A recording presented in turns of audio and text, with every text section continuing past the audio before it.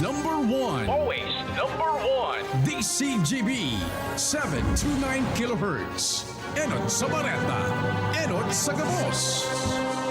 Kami po miyembro kan KBP, kapisanan ng mga broadcasters ng Pilipinas, mga tugang oras niya to alas 10:41. An oras hatod sa Indokang. Revicon, lakas katawan sa bagong labanan. Bear Brand, 10 pesos lang. Siguradong kompleto sa tibay. Neurobion, helping true heroes by nourishing nerves. Vitamins B1, B6, B12 is the generic name of Neurobion. If symptoms persist, consult your doctor. Gene Kapitan, kayang-kaya mo yan. Alaxan FR, ibuprofen and paracetamol. Alaxan FR, isang Alaxan FR. Tapos ang sakit ng katawan. It's time to chill with an ice-cold bottle of Sprite. Gawa para sa init.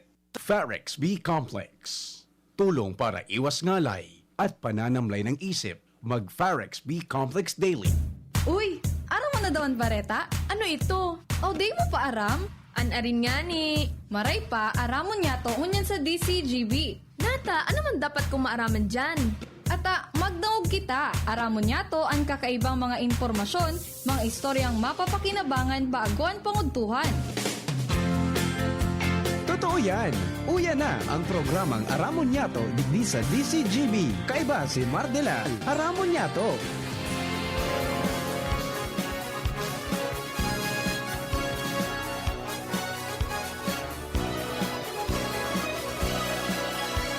Kabayan, dapat mong malaman na kailangan mong maintindihan ang usapan na may kinalaman sa iyong kapaligiran. Kaya ng aming sinabi, makinig ka. Dito sa inyong bahay, makijaming. Dito sa programa, Mardela, ating kasama. Pakinggan natin si Mardela. Samahan natin si Mardela. Sa balita, issue at sa komentaryo, kay Mardela tayo ay panalo. Mga tugang, good morning po sa Sendo Gabos. Ini po ang programang Aramon niya to kanyang pong aldaw na in Friday. Thanks God, it's Friday! Petsa 16 sa bulan po kan Abril 2021. Halipot lang po kitang mga iribanan. Biyernes po ngayon, third week of the month. Maprograma po ning alas 11 ang Department of Trade and Industry sa Consumer at Negosyo. So, dumaan po sa mga kababayan niya. Ako po si Mardela, dahil iba, sanitsa. Pero diyan, technical side, kasabay niya ito, siyempre, Ronald Baldo. Diyan sa DCGB Social Media Department, kasabay ito itong mga IT, sina Arvin at saka si Richard.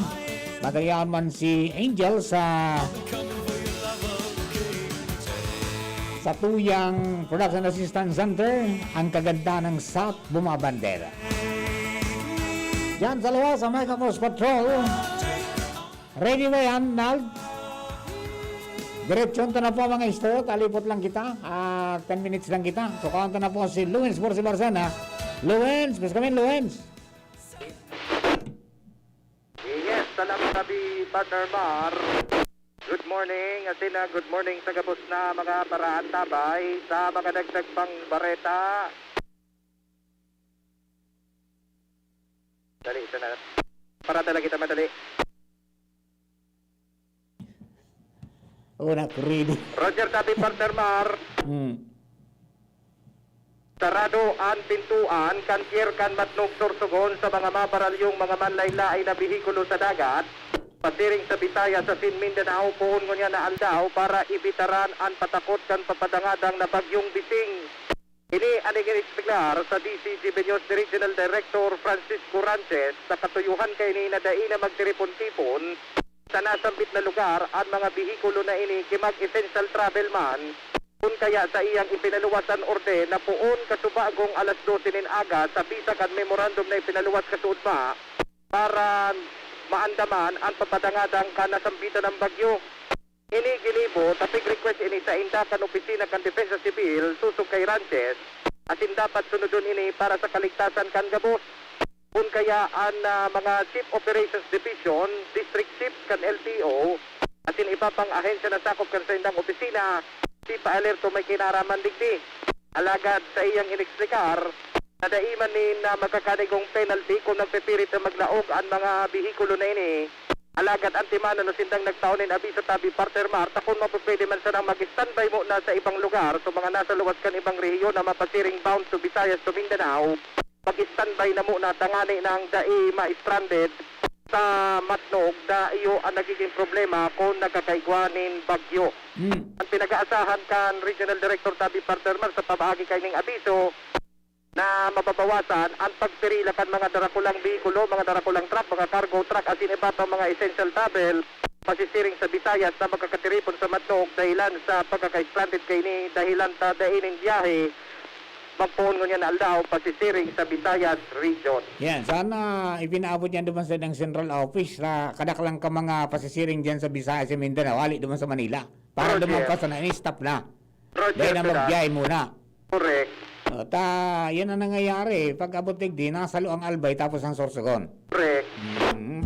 O, kaya susog kay Ranches sa paagi man kay ning sa iyang abiso, sana sa mga nakakadawog-dawgon niya na mga mabrayahe pasirig sa Visayas tayo na magpirit na magpadagos.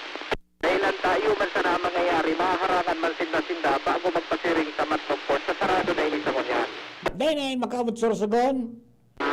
Kaya naman makaabot ang Sorsogon. Diyan pa sana sa Mayon, harang na yan. Makararada na sa mga truck naman. Diyan sa may pasiring sa Alobo Airport. Correct. Kasod mo, ikuha nang nakatambak. Roger. Kaya isa na sa pagpalipato. Yan tabi partner para mga dagdag pang istorya. Ako po, LBB. Thank you very much.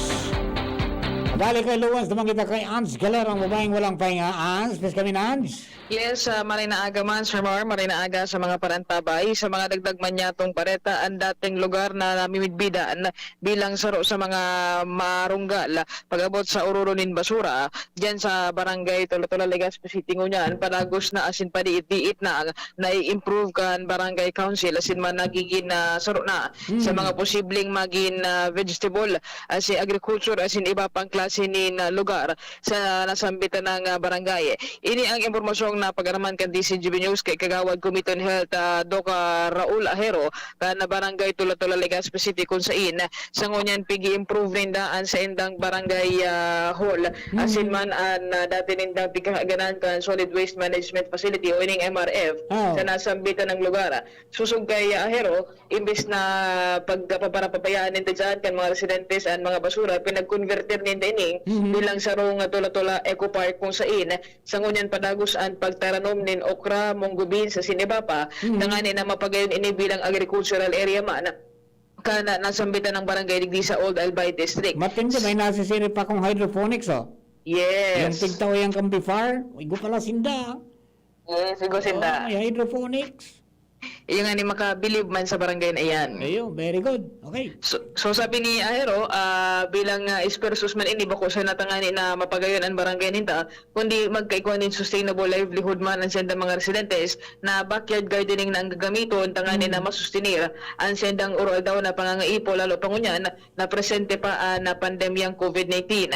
Apera kayan Sir Mar, na pigigibon nindang improvement kining agricultural area ini sa barangay Tula-Tula, pinagpaplanuhan man ninda na magbuktak man ni volleyball court lamang sa may sa indang likod kang barangay hall, tangani na sa indang mga kahufinesan dyan sa nasambitan ng barangay, mag-enjoy lamang asin magkaiguanin magkakanigong ehersisyo, dapat lang sundon ang magkakanigong minimum health protocols. Ang pagpapagayon kansiring ng mga proyekto dito sa barangay Tula-Tula kan Legazpi City, pinaglalao man na matapos ngunyan na Abril o kaya sa bulan man na Mayo sa masunod ng mga bulan, tangani na mapakilabangan man asin bahali naman ang marka kan Tula-Tula bilang saro sa mga marunggal pag-abot sa MRF, kundi ini maging rekonosido man na magayon asin malinig na lugar digdi sa tuyang syudad kan Legazpi. Ayun, diit na may nahiling ng improvement, ano? Yes. Okay. Sa inyo tabi, Sir Mar, ang sa tuyang espesyal na storya man digdi sa Albay District, kay Bansi Boy sa Mobil, Ans Galero, DCGB. Thank you very much, Hans. Understand to. Renz Luna nasa linya, ma'am. Kali pa dyan sa daraga. Renz, go! Yes, maray na Tabi Sir Mar, sinamaray na oddos tong mga parantabay sa mga dugan niya tong mga bareta talagang kulang sa disiplina ang nagkakapirang mga Daragueños. Unyan panganing nakalaog na kita sa moderate level kan pinagbabantayan na COVID-19 cases. Ini ang naobserbahan kan DCGB News. Unyan na pagkaaga na kung saan digdi mismo sa Daraga Covered Court na kung saan digdi pinagigibo ang registration kan Philippine ID system digdi sa Banwaan, wara ng social distancing tabi Sir Mar, surusuan na ang mga tao maging man gariwara ng COVID na pinag-iisip unya na presenteng oras. Kaya nagkaigwa magkita ng espersos na magpatabang sa PSO nanganing makontrol ang surusuan ng tao digdi sa naunambitan ng lugar. May nagkapiraman kita ng mga nakahuron na mga yaon digdi na mga tao na kung saan iumanyanian sa inda nga pinag-iisip or lamang nagkokontrol kay niong surusuan ng tao digdi sa naunambitan ng area. Pinag-confirmar man ni PSO Chief Rene Portillo na nagpadara na siya ng mga personahes digdi sa lugar tanganing makontrol ang surusuan ng mga tao dahil nakasubagupay ning aga alas 8 ano na ang area dahil atat nga ni magparehistro para digdi sa Philippine ID system. Dapat napig-schedule buro barangay. Roger Tapi Sir Mar. Duman sa Muya, may oras kung anong oras ka maduman. Ang ngaya barangay Santo Niño. Digdi Kung wara. ngaya niya na titext ka na ika, maduman ka na yung puon alas 8 hanggang alas 11 lang. Roger. Tapos susunod naman na alauna hanggang alas 3. Roger. So, di nagsurusuan. Digdi, jadi orang schedule na kinuso no? Maluya. Yung problema Ganwang hotel digdi. talaga. Aha. Akala, yan sinasabi natin. Akala ko man lang nagbago na. Wala pating face shield. Di ba? Oh, Eh, di Roger. pagkakarog ka na dako lang dudumanan mo, dapat mag-face shield ka. Roger. Ay, nako. Kaso ba ko nga ni, pagkailing kayo ng mga tao na nagkukuha kita ki footage, Oh. nagduro-distansya man kidiit, tapos agad ninda ako, gari pag ninda polis. Tayang kaya, ang arang ko kan, pig-text. Sa mga di naman kayan, binisitain sa mga arong-arong baka. Roger. Unang pig-text yan kung anong oras ka maduman. Kung Roger. dahil ka tinext, dahil ka man dapat dyan entertainon. Roger Tapi Sir Mar. Ay, pangyayari. Kaya medyo nakadismaya ining pinagibong registration kan Philippine ID system garo mahalat pagayad na sinda marehistro sa pagong positibong kaso kan COVID-19 kaysa makarehistro o marehistro sinda sa Philippine ID system. Dapat yung palakaw-lakaw, sumaskot kang COVID. Roger, siguro virus na kulaon. Ano yung ang problema, pag ginara mo yan, puro nga kung Sige. Yan tabi Sir Mar, ang mga dagdag na sitwasyon na digdi sa Daraga area. Renz Luna, DCGB News. Thank you very much, friends. Lipat kita sa First District, lumagay kay Pading Jomar Bien. Pading, maray na to na, tabi, please come in. Salamat, Padi. Marinaw to man sa mga parantabay. Nagpaluwas na kan so patakaran sa lokal na gobyerno kan tabako. May connection sa pag-ship from MGCQ, asiring sa GCQ. Okay. Napagkaururo na ni kasod mga hapon, alas 5 na ini natapos, kan joint group kan pinagururo ng Gabos Sinican City Disaster Risk Reduction Management Council, Tabaco City COVID-19 Task Force as in Incident Management Team. Sabi digdi sa ipinaluwas na abiso kan lokal na gobyerno kan Tabaco, dahil nasa moderate risk na sa COVID-19 ang Tabaco, ini magiging ng general community quarantine pun pagkasunod mga hapon. Ang mga nabago, aperte itong pagsunod sa minimum public health standard, so pagluwas sa harong, dapat dahil limitado na sana sa pag-access sa mga essential goods and services. Kung namapashare na dahil, namapuro pa share dahil, na yan pwede. Ang mga may edad na 15 anyos pababa, asin na 65 anyos pataas, siring man ang mga may health risk, inabiso na magtinir na sa nasarong. Pero pwede sila magluwas, lalo na sa may edad na, kung dahil talagang ibang masusugo na magbakal kibulong, Budaso iba baga pa din, maski na sa 65 years old na, nagtatrabaho pa ini. Ayan, pwede sinda. Magrason lang talaga sinda. Patunayan nila na kaipuan sinda sa trabaho. Ipigbawal naman ang mga recreational venue sa arugan mga resort. Basta mahiling ako ito, may niton. Gusto ko na magkararigo sa resorts. Bawal po ko yan. At sa syudad kan Tabaco, ang pagkararigo sa beach, atin mga pools. Sararado tabi yan mga resorts. At mga bars, so inom-inuman, karaoke bars, club, mga bilyaran. Dahil pwede yan ganyan. Siyempre, sa mga kid amusement, mga pasyaran, lalo na tabi pa di ang bulang, bawal ang bulang. Lottery, bawal pa ang betting shops. Gusto sabihin, sa mga lutuhan, bawal. Bawal. Tabi na din lottery and betting shop. Okay. Mataya kapag sa lutuhan, sararado kayo diyan sa tabako ngunyan. Kung sumunod din kung sundon din dapat sararado sinda. Ang mga pigtagtutugutan na establishmento, sabi digdi sa napagkauruyunan, sin mga restaurant sa lindong kag GCQ, pwede tabi sila mag-operate alagad hanggang kabangasa na ang kapasidad. Okay. Ang mga hotel sa accommodation na sin mga auxiliary establishments kani, so mga ano ba diyan, so ngaya function na may mga function hall, mga hotels, mga kung may restaurant sila dyan, pwede sa daw magbukas kung iguasin danin valid accreditation hali sa Department of Tourism. Ayun. At mga pagtiripon narong kanisa, lubong kanggadan, lamay, at iba pang religious gatherings, limitado sa nasa 30% sa kapasidad kan lugar kung sa pigigibo yan. Okay. Itutugutan magirari sa mga nag-contact sports, aron kang pag-walking, jogging, biking, magsurumba, asin iba pang non-contact exercises. Alagad kay puwan, mag-observar kan physical distancing sa kapos na oras, pero padagos sabi pa din bawal, so may mga contact sports, so aron kan basketball, bawal yan. Strict tabing ipig-implementar naman ang curfew po na alas 9 din Bangison do alas 4 ni Naga. So, yun yan, ang mga magpapautog kayo ni Philippine National Police Bureau Fire Protection, PSO, CDRMO, sin mga barangay officials na tiga-bison rin na istriktong implementar ang mga regulasyon. Ang question digdi, kaya daw si taong kan barangay official subutante niya. Yan, bakit yan minsan nagkakaproblema. Grabe ang panguntinwar kan mga barangay official. Bata leader ko ngayon, hindi nag-face mask. Yan ang challenge yan Dapat dahil naman, isipin niya, so, interest kang gabos. Tabaga kung makakabid ang gabos, pati yan si Padilla din na makabuto sa iya.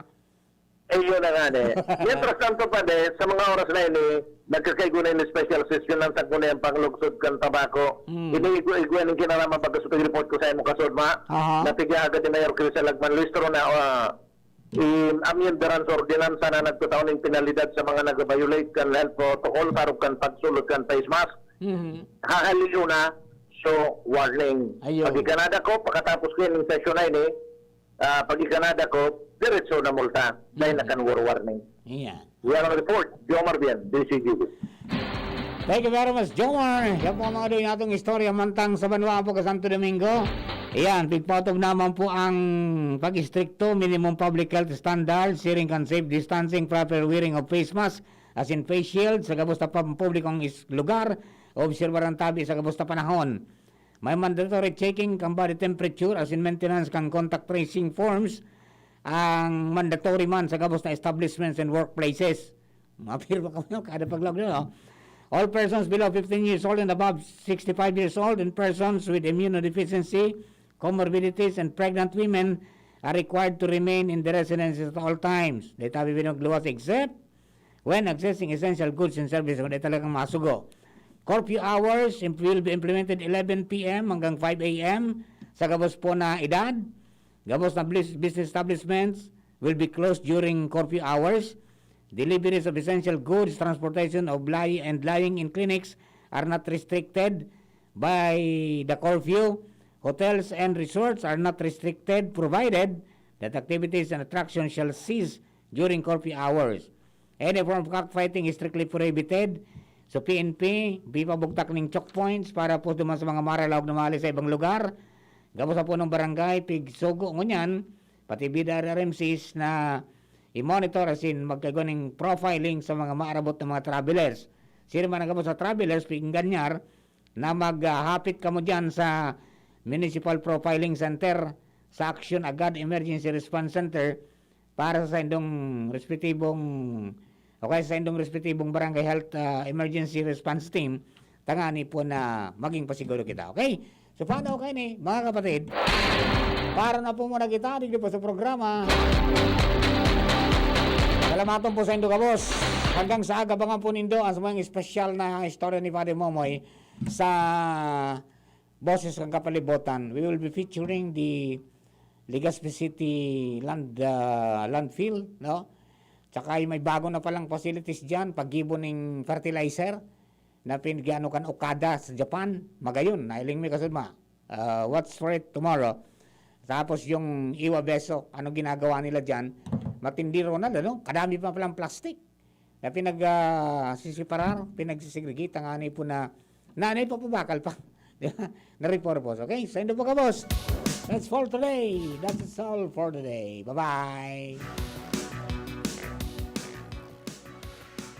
Maugma na makabalik sa trabaho, makahatid ang pagluwas. Kaya maugma ako sa mas dakol na immunity kan Enervon. Tulong para makalikay sa helang pagluwas. Kumpiyansa ako sa pag-uli sa pamilya. Ni po si Jenny, happy Enervon user. Unilabian. Multivitamins is a